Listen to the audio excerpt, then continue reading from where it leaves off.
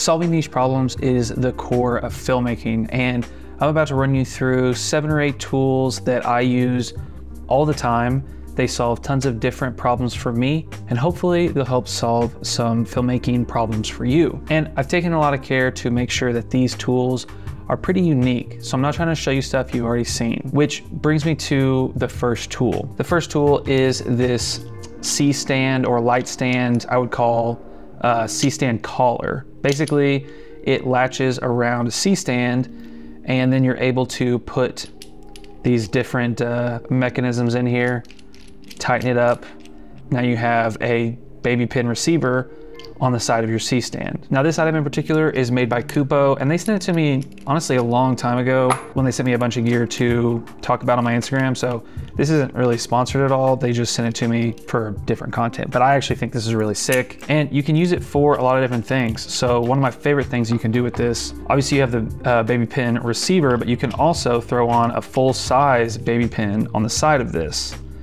So now you basically could put this towards the top of your C-stand, you lock it in, tighten it up with this thing, and now you have a second place to attach a light or a grip head that you could then throw a arm and a flag on. It makes your stand way more versatile, and it latches on to a ton of different stands because of this clasp. So that's number one. Now, when it comes to a grip head for a C-stand, it's pretty standard, but I've got 2 that I think are pretty unique and help fix niche problems. So this one, for instance, is made by a company called Savage. They make my favorite C-stand, and it has a little, like a vice clamp at the end, which is honestly pretty sick, but then it has a traditional grip head and like this piece here. So this will work like a standard grip head, but it solves a lot of problems. The other day, I forgot the shock mount for my shotgun mic, and I was able to actually just put my shotgun mic through this little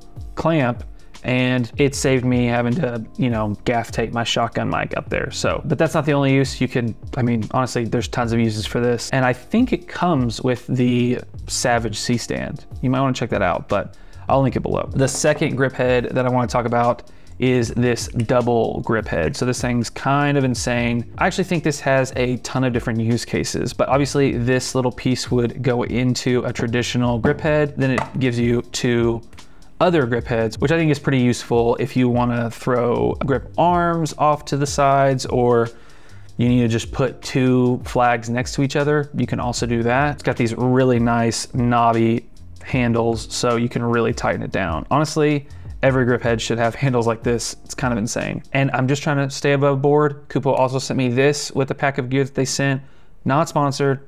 They just sent me a bunch of gear to talk about on my Instagram, and it was honestly so long ago, we're not working together anymore. So now next is something that I haven't seen a lot of people talk about, and I think it's because this piece of gear is not inherently professional, but it is gonna help you get some pretty niche shots. And it is this tiny little dolly here. Now, this is a motorized dolly that comes with a remote here. If you find yourself in a situation where you can't afford a Dana dolly, or you just need your camera to be motorized, moving in a single direction on a smooth surface, this thing's the ticket. It has 3 different speeds. It can go forward or reverse. You can adjust these little legs here, and that'll adjust the angle of your pivot.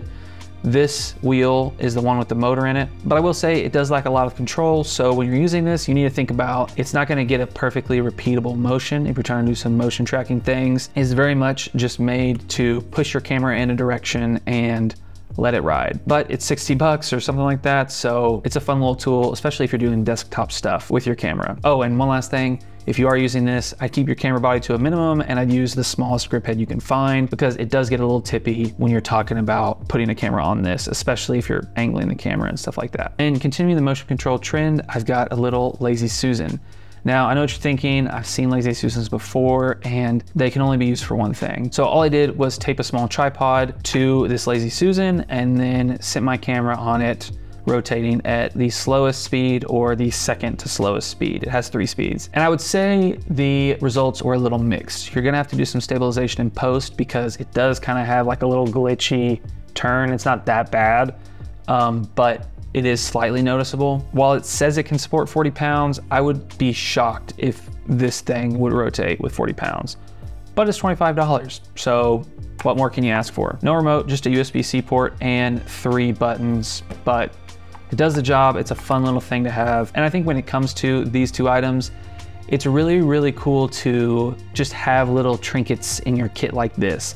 They may not be the most reliable tools, but at the end of the day, when you need to get that niche shot on a shoot that no one really knows how to get, little things like this are gonna be the solution to those problems. So that's why I like to spend a little bit of money on these, because I just think they're super beneficial. Now, the next thing I want to talk about, if you've seen CRLS reflectors, they're basically diffused mirrors that reflect light, and they create a light that's very similar to sunlight. You don't have to buy CRLS reflectors. You don't even have to buy the lower priced Godox ones. You can actually just get these acrylic mirrors for, I mean, $10, $20 on Amazon in different sizes, and then you can just tape them to whatever stand you're using with the back. They come with this kind of frosted look on it, but you can also take that off to reveal a actual mirror, which is pretty cool. And you could even just wrap diffusion paper over this to get different variances of diffusion. The reason why this is so helpful is because you can put a mirror up in a corner and then shoot a light into it, and it creates sunlight quality light, and it doubles the distance between your light and your subject. So it's gonna feel even more like sunlight, because obviously the sun's pretty far away. And so the further away you can get a powerful source, the better. So you can double the distance with this. Now the downside of these is that they don't, ooh, look, how about that? Little fill light. That's way too much, honestly. But the thing I don't like about these is that they're not as versatile as the CRLS reflectors, and they don't come in different variations of size. So it's great for pretty small shoots or a little kiss of light in different places, but you're not gonna be able to use them as a full-on key light unless you are able to locate a larger size version. But this is the biggest I've been able to find. The last and final tool is, well, I'm gonna have to go off camera to show you. What do you know about this POV rig, huh? Just the belly button rig. So this is something I've talked about in a previous video, and it's honestly very beneficial. It is a Gator mic stand with the heavy base, 12-inch heavy base, and you can basically clamp this and rise this up, which is just so nice.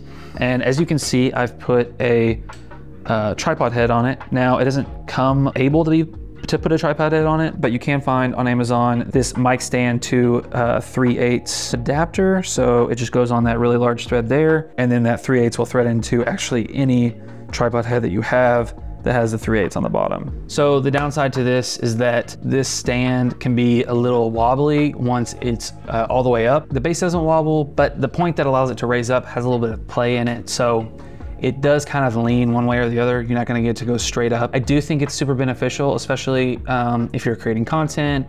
Instead of getting a monopod or having to deal with a messy tripod, you can just move that around your house, raise it and lower it, that sort of thing. And I also think it's super beneficial if you are just in kind of a niche studio environment. You're shooting the same types of videos for the same type of client, and you just need to move around that studio space. You could use it for cooking shows, you could use it for BTS. It just has a lot of use cases, and I think it's worth picking up.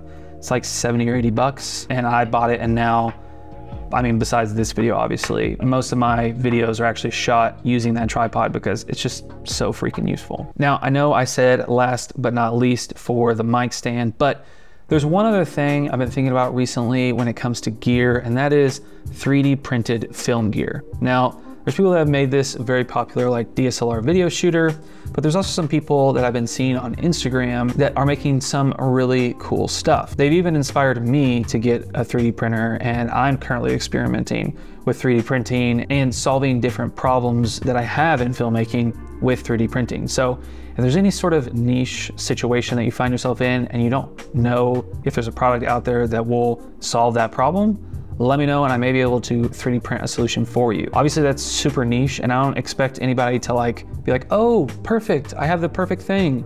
But I think there's plenty of things that I run into on a regular basis that could be solved by 3D printing. So I may eventually start selling some 3D printed filmmaking tools. I don't know when that'll happen, but it's on the horizon. This setup is incredibly simple. We've got the main camera, Fuji X-H2S, with the 12mm 7R lens. And we've got the 200D with a grid up here doing the key lighting work, and my script is right here, but it happens to be a white screen, which just kind of wraps the light around my face. Oh, and then I was shooting the tabletop stuff with the XS20 and the 16-55. Okay.